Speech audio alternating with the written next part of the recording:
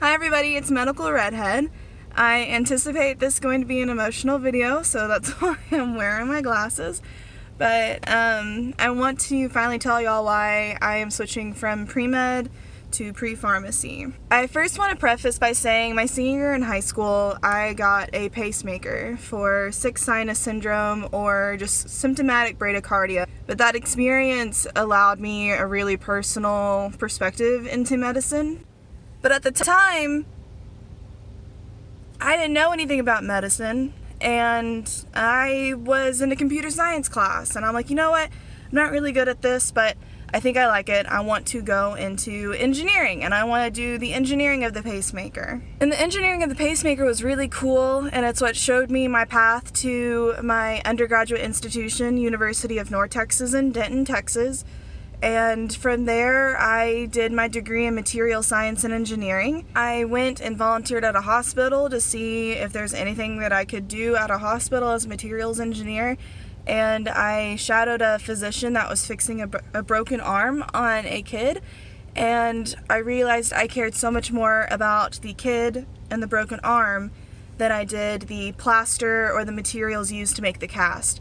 And that started to trigger, okay, maybe I'm on the wrong side of this medicine thing. Fast forward 6 months later, I have decided my junior year to switch to pre-medical studies, and it's too late for me to give up on my degree. And pre-medical studies isn't a specific degree plan or minor at UNT Denton, but I was just finally going to add on these extra classes that I wasn't getting in my engineering degree. Honestly, the first half of pre-med was going really great. I did really well in my freshman level biology courses, which I should because I was a junior at that time, and I enjoyed biology. It was fun to study. OChem was just a complete slap in the face, but I still love the theory. I got B's in both of those classes, both OChem 1 and 2. I love the theory. I hated testing over it, and honestly, I was just like, you know what? I just got to go. I just got to be on this pre-med timeline. I want to apply for entering year 2019 or 2018 at the time. And I just didn't really take the introspective time to slow down, to figure out what's up. All I could think to myself was, oh my gosh, I finally feel a niche that I feel I'm capable of in this medicine thing. You know, I tried the engineering thing. I tried so many different things to figure out where I fit in this world. And I just kept going. I get a scribe position in August of 2016, and that was so exciting to me because that was real. That felt real. I was in a hospital. I was seeing patients with providers, and it was real. I think there was one time that they let me do a back-to-back 12-hour shift. And so not okay looking back on it, but in my mind I'm like, this is it. This is how I'm gonna be a resident. Like, this is great practice. This is what I want to be, and this is how I should be preparing myself.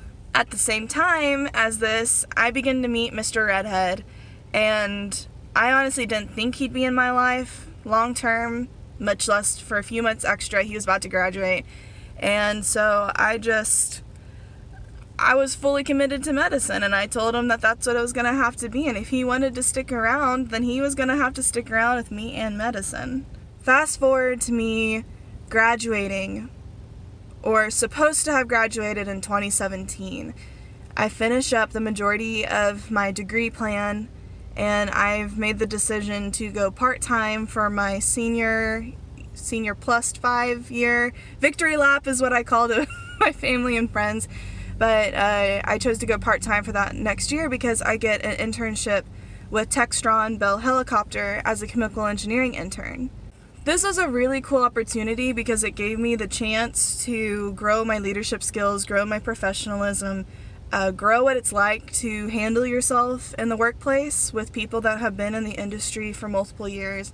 And I got to play with chemicals, which I learned I really, really enjoyed. I knew I enjoyed the job, but I also knew this wasn't the end for me. Too long didn't tell. I get a job offer at the same time as I get accepted to my Master's in Medical Sciences at the UNT Health Science Center. And I was I gave it up. I gave up the full-time job offer to go do this pre-med thing 110%. I was excited to do the pre-med thing 110%. I had no choice but to work in college, and I pushed myself to the very brinks of exhaustion, continuously working in college. Between school, scribing, I had another on-campus job, I had the Bell Helicopter Textron internship job that I held part-time throughout the week. I don't know how I did it, looking back on it, and I don't think I would recommend any pre-med or pre-health student to do what I did. All I knew is that I had this end goal, and no matter what it took to get there, I would get there. But I was making B's, and I was not being self-aware of my limitations all throughout that time. All I knew is I'm going to try my best to be a doctor. There will be somebody out there that will overlook my grades and will see the dedication that I've made, and it'll be okay. Of course it'll be okay. Of course. You know, I'm the exception, right? I think every pre-med thinks that.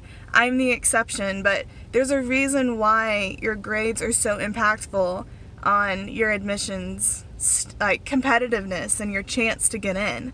Fast forward to my post-bac, and I just plateau so hard on the MCAT. And here I was spending literally day in, day out in the library during my master's preparing for this test.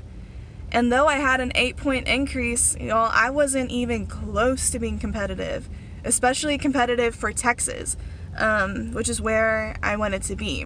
I find out a few months later that Texas is where I need to be because I just had a lot of family stuff. I told you I would get emotional, and I didn't want to make the choice to leave.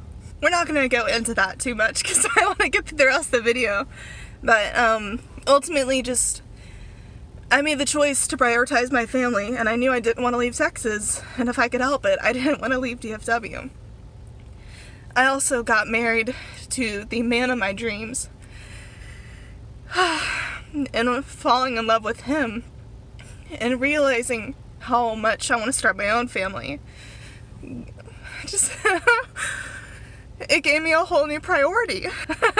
I made sure to put on setting spray so that way I knew I would continue to look good because I knew I would cry. Having that priority terrified me because I just spent the last 3 years destroying myself for this dream.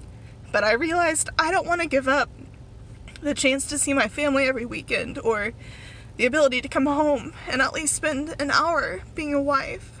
So these are all little trinkets of emotion that I began to pick up on during the fall semester because, you know, I thought it was cute at the time, but I had an exam on my wedding day, and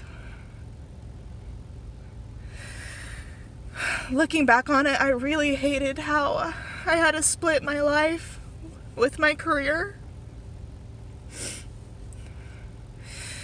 My family didn't deserve that, and Mr. Redhead didn't deserve that, so on top of all the emotional stuff,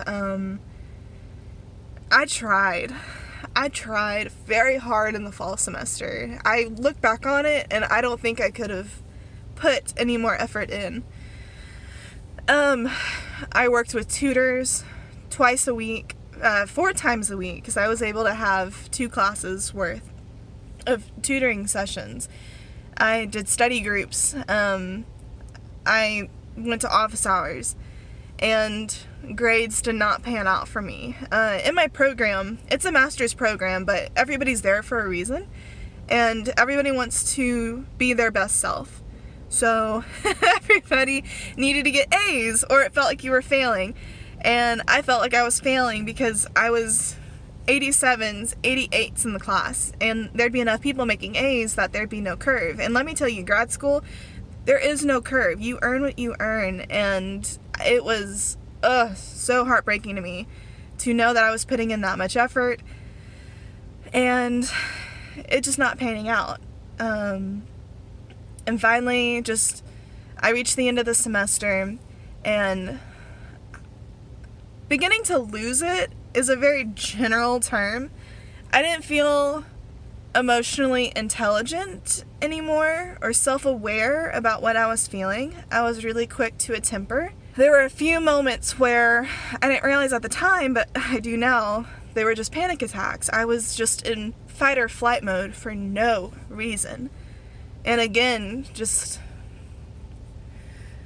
my husband would be the only person to witness it. And he didn't deserve that. And so I go and ask. It coincided with me figuring out my testing issue, because no matter how many tutoring sessions, no matter how many diagnostic sessions with a learning therapist, I was not getting it. And